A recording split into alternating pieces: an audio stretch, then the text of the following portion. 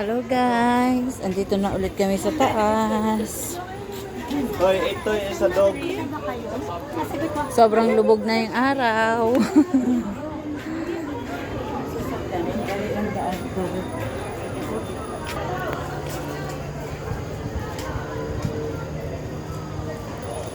Sobrang lubog na yung araw. Pero maganda pa rin yung view dito sa Taal. Ayan guys, yan yung aking dalawang dalaga.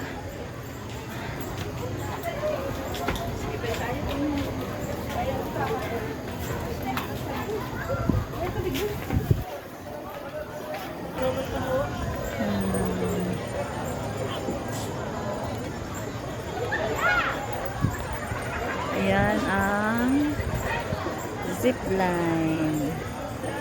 Tsaka yun, papunta dun. Pabalik.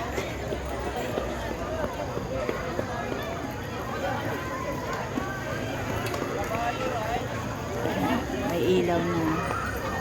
Mahal na guys ang entrance dito. 75 na. Tapos ang parking ay 50 pesos. Yung class 1 nila.